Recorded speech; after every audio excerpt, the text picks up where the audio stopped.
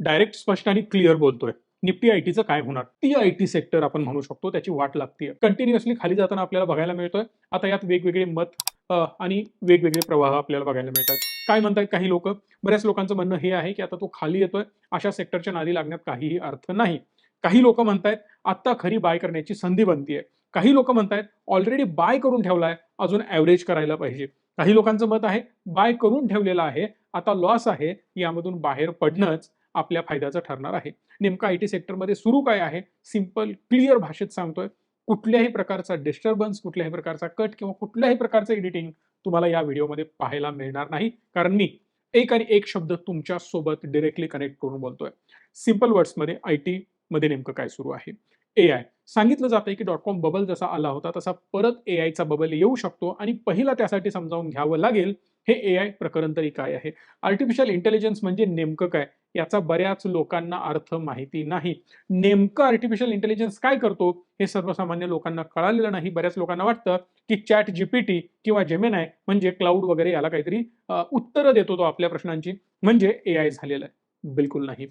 AI म्हणजे काय? तर आर्टिफिशियल इंटेलिजन्स हा कसा काम करतो? तर याच्या आधी जर तुम्ही बघाल, वेगवेगळ्या आयटी इंडस्ट्रीजमध्ये तुम्ही टीसीएस घ्या, इन्फोसिस घ्या, विप्रो घ्या, एचसीएल टेक घ्या, या मोठमोठ्या दिग्गज कंपन्या काय करतात? हजारो, लाखो लोकांना हायर करतात. बरं, हे आयटी इंजिनियर्स यांचं काम काय असतं? तर एखादी गोष्ट ऑटोमेटेड व्हावी यासाठी त्याला कोड लिहावे लागतात. म्हणजे काय? जर मी लिहितोय 1+1 तर याचं उत्तर 2 यायला पाहिजे.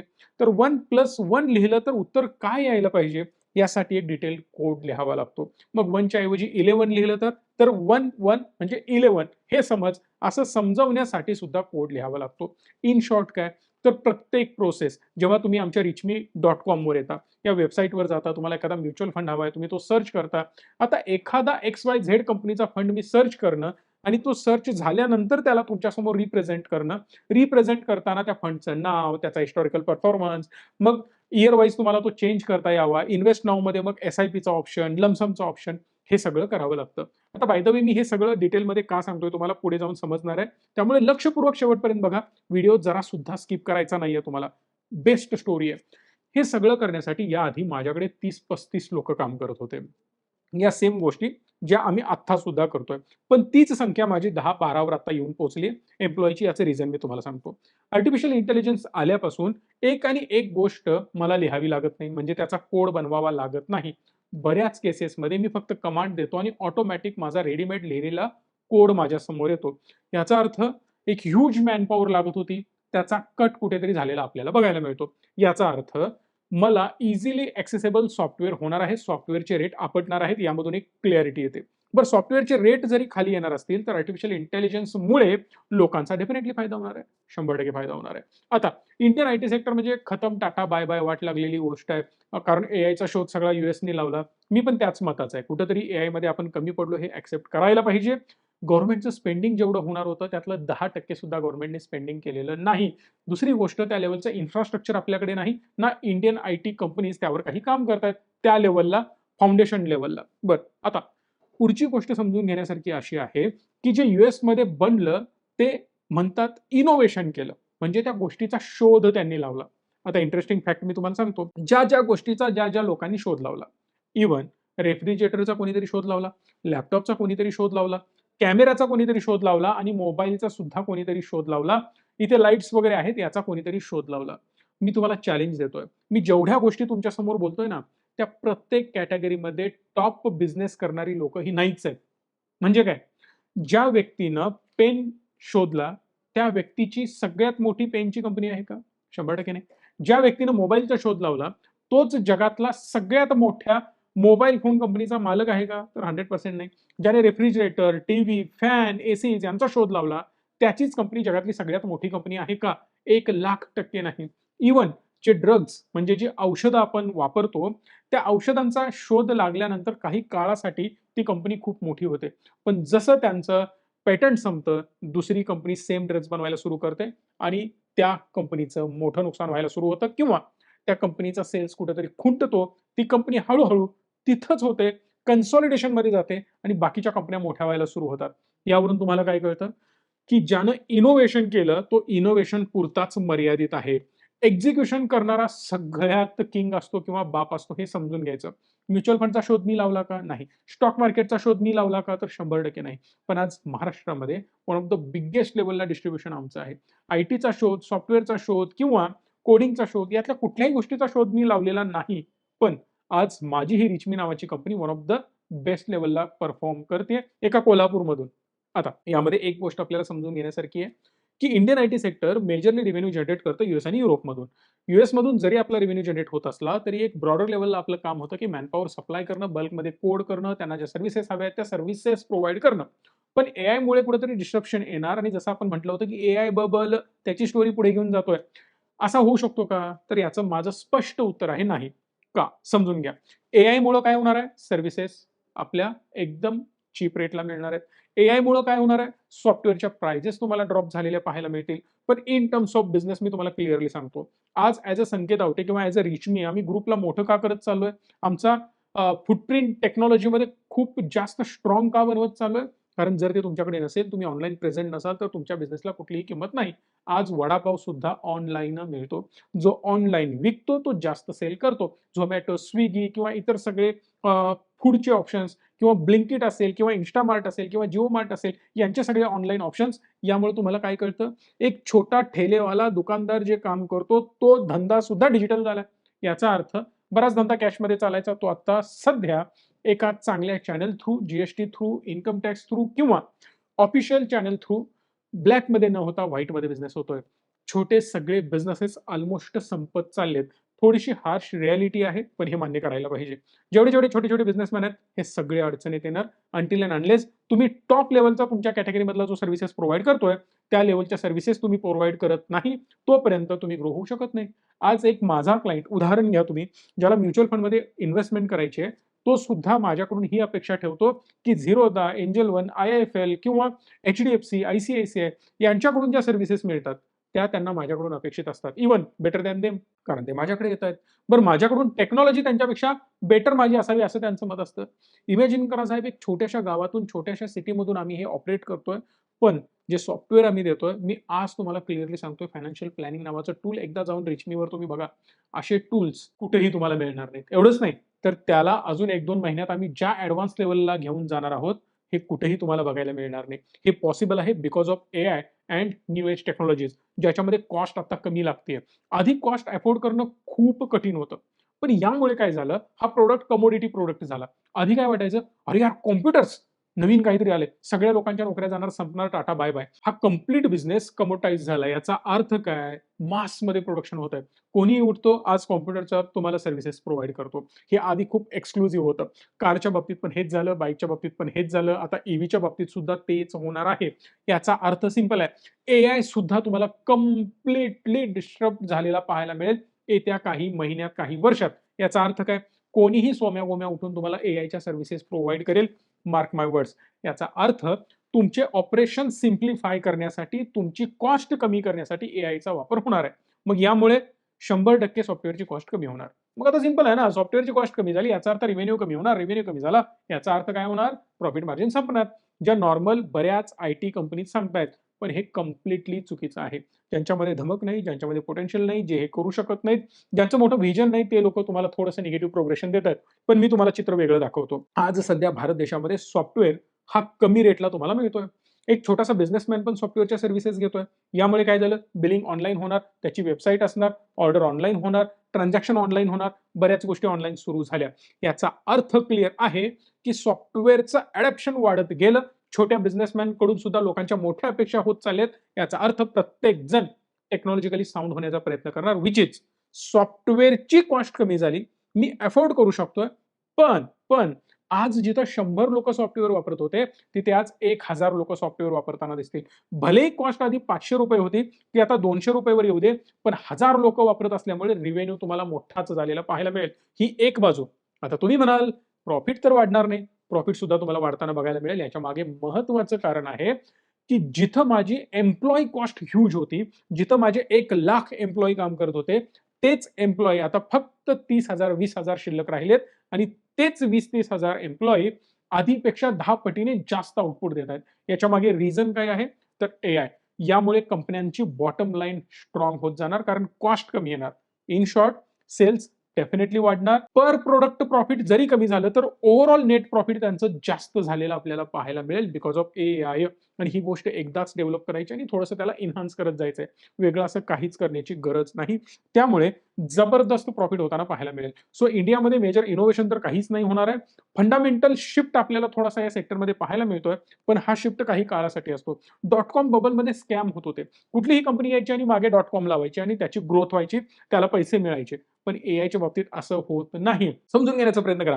काही कंपन्या म्हणतील .AI लावतील, पण .AI लावल्यामुळे काही जगावेगळी ग्रोथ त्यांना मिळणार नाही, ना डोळे झाकून कोणी त्याला फंड करणार आहे.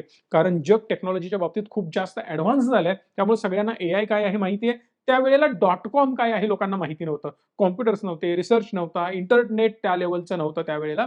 आणि या सगळ्या प्रॉब्लेम्समुळे त्यावेळेला .com बबल झाला होता. आता AIचं व्हॅल्युएशन स्वस्त आहे असं माझं मत आहे? 100% नाही. माझं मत क्लिअर आहे की AIचं व्हॅल्युएशन हेवीच आहे. पण या केसमध्ये व्हॅल्युएशन थोडंफार करेक्ट होईल. याचा अर्थ असा नाहीये की ते व्हॅल्युएशन एकदमच कुठेतरी 70-80% क्रॅश होईल. आज जर तुम्ही निफ्टी आयटी बघितला तर तो तुम्हाला 20-30% क्रॅश झालेला 100% पाहायला मिळतोय. जिथे Infosys, Wipro, TCS, HCL tech, Mahindra असेल, टेक महिंद्रा, या सगळ्यांचं व्हॅल्युएशन जरी आज तुम्ही एकत्रित केलं ना, तर त्याचं व्हॅल्युएशन रिलायन्सपेक्षाही कमी होत आहे. याच्या आधी जर तुम्ही बघितलात तर एकटा TCS आणि रिलायन्सचं कॉम्पिटिशन होतं, तू मोठा की मी मोठा. पण इथे काय झालं? टॉप जायंट्सना एकत्रित जरी केलं तरी ते आज रिलायन्सपेक्षा लहान आहेत किंवा छोटी कंपनी बनली आहेत. यामुळे AIचं डिस्रप्शन नेक्स्ट लेव्हलला पुढे येणार आणि हे ट्रान्झिशन आहे ते खूप मोठ्या लेव्हलला होऊ शकतं. कारण TCSच्या CEOनी सांगितलंय की आता आमचं AI मधून येणारा रिव्हेन्यू जबरदस्त ग्रो होताना बघायला मिळू शकतो. इन शॉर्ट, मी तुम्हाला डायरेक्ट IT इंडस्ट्रीचे काही आकडेही तुमच्यासमोर मांडू शकतो, ज्यामधून तुम्हाला कळेल की TCSनी $2.3 बिलियन रिव्हेन्यू जनरेट केलाय AI मधून. याचा अर्थ जर तुम्ही याला सेम कंपेअर केलं US बरोबर, तर US मध्ये ज्यांनी AI आणला त्याही कंपन्या आज तेवढ्या चांगल्या प्रॉफिटमध्ये नाहीयेत, किंबहुना मेजर लॉसेसमध्ये आहेत. टोकन जनरेट करून कंपन्यांचे एक्सपेन्सेस तर वाढताना बघायला मिळत आहेत. टोकन म्हणजे काय? जर तुम्हाला AI वर काहीही करायचं असेल, एक वर्ड जरी दिला ना, तर त्यासाठी गरजेचा असतो टोकन. जेवढं तुम्ही त्याला कमांड देत जाणार तेवढे टोकन तुमचे संपत जाणार. परिणामी जेवढे टोकन संपणार ते टोकन खरेदी करण्यासाठी तुम्हाला पैसे पे करावे लागतात. म्हणून आज मेजर अमेरिकन कंपन्या टोकनला कॅप लावतायत. खर्चावर एक चांगला आळा घालतायत आणि बऱ्याच कंपन्यांनी AI बॅन करून टाकलाय. एवढंच नाही तर AI साठी लागतो ह्यूज इन्फ्रास्ट्रक्चर, पाणी आणि क्लाउड. तर क्लाउडसाठी किंवा AI इन्फ्रास्ट्रक्चरसाठी अमेरिकेमध्ये विरोध होतोय आणि तोच विरोध भारतासाठी पॉझिटिव्ह ठरतोय. कारण भारतामध्ये अग्रेसिव्हली क्लाउड सेटअप असेल किंवा AI इन्फ्रास्ट्रक्चरवर फोकस दिला जातोय. पाणी जातं, चला ठीक आहे जातं, भारत देशाला एवढं पडलेलं नाहीये. PLI स्कीम लॉन्च केल्या जात आहेत जेणेकरून भारतामध्ये AIचं अडॅप्शन वाढणार. दुसरी महत्त्वाची गोष्ट, सॉफ्टवेअर ॲज अ सर्व्हिस इंडस्ट्रीमध्ये कुठेतरी डिग्रोथ तुम्हाला पाहायला मिळेल. सिंपल उदाहरण देतो रिलायन्सचं. रिलायन्सचा पूर्वीचा बिझनेस मेजरली ऑइलमधून यायचा. ऑइलमधून आलेला बिझनेसच मेन होता आणि मोठा होता. पण आज त्याला क्रॉस करून कुठेतरी टेलिकॉम पुढे जाताना दिसतोय. त्यालाच क्रॉस करून रिटेल कुठेतरी पुढे जाताना दिसतोय आणि तो क्लिअरली बिझनेस कुठेतरी स्टेबली, स्लोली ग्रो होताना कॅश काऊ बिझनेस दिसतोय. सेम होणार आहे आपल्या IT इंडस्ट्रीमध्ये. आजच्या घडीला मार्क माय वर्ड्स, मी लिहून देतो की आज आपल्या ज्या मोठ्या IT कंपनीज आहेत, कंप्लीट कॅश काऊ आहेत. जबरदस्त कॅश फ्लो आहे त्यांच्याकडे. पैसा पडून आहे सोप्या भाषेमध्ये.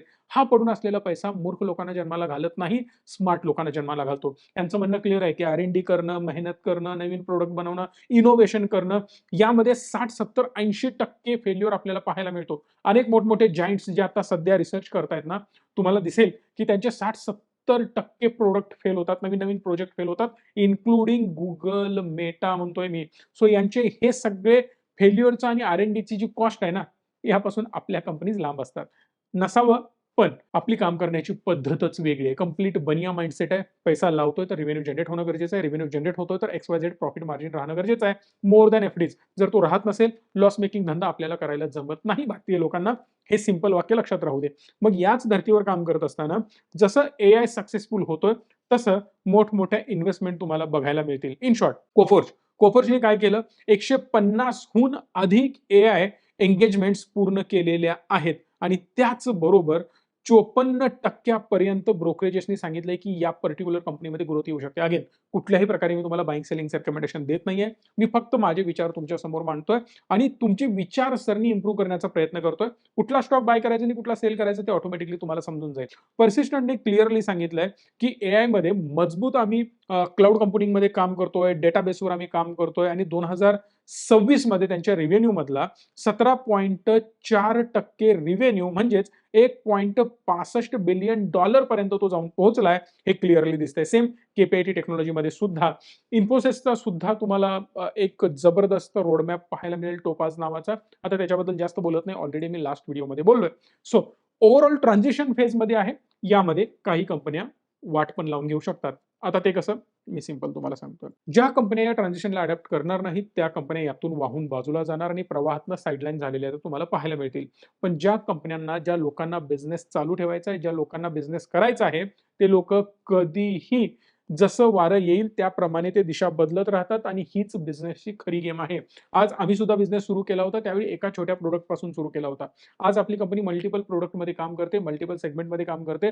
फिनान्स मधला ऑलमोस्ट कुठलाही प्रोडक्ट, पीएमएस, एसआयएफ, एआयएफ, म्युच्युअल फंड, बँकिंगमध्ये लोन असेल किंवा एफडीज असतील, एक आणि एक गोष्ट आम्ही इथून प्रोव्हाइड करतो. याचा अर्थ माझ्यासारखा छोटा माणूस जर एवढ्या लेवलला एक्सपान्शन करत असेल तर डेफिनेटली विचार करा 5-5 लाख 10-10 लाख कोटीचं मार्केट कॅप घेऊन बसलेल्या या कंपन्या कुठल्या लेवलला विचार करत असतील. फक्त योग्य वेळेची ते वाट बघतायत, कारण या ट्रान्झिशनमध्ये त्यांना फसायचं नाही आणि आता ऑलरेडी त्यांच्याकडे क्लॅरिटी आलेली आहे. येत्या काही वर्षामध्ये तुम्हाला दिसेल एआय मध्ये सुद्धा इंडियन कंपनीज टॉप पोझिशनला गेलेल्या असणार आहेत येत्या फक्त 2 ते 5 वर्षांमध्ये. आणि हे लिहून ठेवा, हे माझे शब्द आहेत, कारण काय लेवलला आत गोष्टी सुरू आहेत याचा डिटेल अभ्यास आम्हीही केलेला आहे. सगळ्या गोष्टींमध्ये जे काही रिसर्चचे मुद्दे होते, जिथं बोलण्याची गरज होती किंवा ज्या कंपन्यांबरोबर कॉन्टॅक्ट करणं, त्यांच्या गोष्टी समजून घेणं, हे सगळं ऑलरेडी आम्ही केलेलं आहे. फक्त एक गोष्ट चुकूनही करू नका, पडणारा चाकू हातात धरण्याचा प्रयत्न करू नका. ओव्हरऑल डायव्हर्सिफिकेशन महत्वाचं आहे. 10-12-15% जास्त वेटेज पडणाऱ्या सेक्टरला देणं मूर्खपणाचं ठरू शकतं. ब्रॉडर लेवलला तुम्ही इंडेक्समधून आत एंट्री घेऊ शकता. इंडेक्समुळे काय होतं किंवा म्युच्युअल फंड्समुळे काय होतं, तर ओव्हरऑल सेक्टरमध्ये इन्व्हेस्टमेंट होते, ना की पर्टिक्युलर एखाद्या स्टॉकमध्ये. होतं काय, ओव्हरऑल सेक्टर चांगलं ग्रो व्हायला लागतं पुढे जाऊन, पण प्रॉब्लेम येत होतो की पर्टिक्युलर स्टॉकच काम नाही करत किंवा त्या स्टॉकचीच ग्रोथ होत नाही, कारण त्या स्टॉकनं त्या लेवलला स्वतःला इम्प्रूव्ह केलेलं नसतं. हे सेम तुमच्यासोबत होऊ नये म्हणून थोडंसं सेक्टर बेस्ड इन्व्हेस्टमेंट असलेली कधी चांगली जर करायची असेल तर, नसेल तर अधिक उत्तम. या व्हिडिओमधून जर तुम्हाला खरंच व्हॅल्यू मिळाली असेल आणि क्लॅरिटी मिळाली असेल तर कमेंट बॉक्समध्ये सांगा, लाईक करा आणि मॅक्सिमम लोकांपर्यंत पोहोचवा. कारण एआय खरंच फुटणार आहे, पण तो असा तसा नाही फुटणार, मल्टीफोल्डमध्ये फुटणार आहे आणि त्याचे रिझल्ट्स तुम्हाला इंडियन आयटी कंपन्यांमध्ये बघायला मिळतील. ग्लोबल आयटी सेक्टर शांत असेल, पण इंडियन आयटी सेक्टर फुटेल, हे माझे शब्द विसरू नका. येत्या काही क्वार्टरमध्ये हे तुम्हाला हळूहळू दिसेल आणि येत्या 2 वर्षामध्ये याचं पिक्चर कंप्लीट क्लिअर असेल आणि त्यावेळेला मी पुन्हा एकदा या व्हिडिओचा रेफरन्स मी तुम्हाला देणार आहे. धन्यवाद. Stay tune and stay positive.